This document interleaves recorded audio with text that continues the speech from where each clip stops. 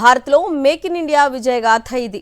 Tech వరల్డ్లో మన దేశం పేరు మరోసారి మార్మోగేలా చేసిన ఘనత ఇది. యాపిల్ కంపెనీ గత 5 ఏళ్లలో భారత్లో తయారు చేసిన ఐఫోన్ ఎగుమతుల విలువ $50 బిలియన్ చేరింది.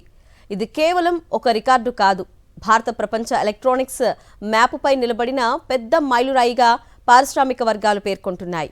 ఈ అద్భుతం ఎలా సాధ్యమైంది? ప్రపంచ మార్కెట్లో ఇండియా స్థానం ఏంటి? తెలుసుకోవాలంటే వాచ్ ది స్టోరీ.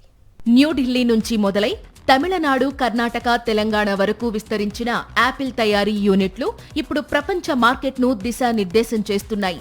గత 5 ఏళ్లలో భారత్లో తయారు చేసిన ఐఫోన్ల ఎగుమతి విలువ $50 బిలియన్, అంటే సుమారు 4 లక్షల కోట్లకు పైగానే. యాపిల్ భారత్లో పెద్ద ఎత్తున తయారీ ప్రారంభించింది 2020 తర్వాత. కేంద్ర ప్రభుత్వం తీసుకున్న ప్రొడక్షన్ లింక్డ్ ఇన్సెంటివ్ స్కీమ్ ఈ గ్రోత్ కు బ్రేక్ ఇవ్వకుండా నడిపించింది. యాపిల్ గ్లోబల్ ఐఫోన్ ఉత్పత్తిలో 3వ వంతు వరకు ఇండియాలోనే తయారు చేసే దిశగా సాగుతోంది. చైనా ఆధిపత్యానికి ఇది పెద్ద సవాలుగా పారిశ్రామిక వర్గాలు చెబుతున్నాయి. సప్లై చైన్ ను డైవర్సిఫై చేస్తూ యాపిల్ భారత్ పై భారీగా దృష్టి పెట్టింది. తక్కువ తయారీ వ్యయం, ప్రభుత్వ ప్రోత్సాహకాలు, నైపుణ్యం గల మానవ వనరులు, అతిపెద్ద మార్కెట్ ఇవన్నీ కలిసి భారత్ ను యాపిల్ కి కీలక బేస్ గా మార్చేశాయి. ఈ ఆర్థిక సంవత్సరంలోనే ఎలక్ట్రానిక్స్ ఇండియా ఎగుమతుల్లో స్మార్ట్ ఫోన్ల కేటగిరీలో నంబర్ 1 గా నిలిచింది.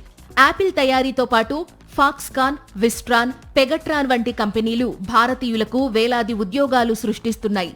రాబోయే 3 ఏళ్లలో యాపిల్ ఇండియాలో తయారీని తీవ్రం చేయబోతోంది.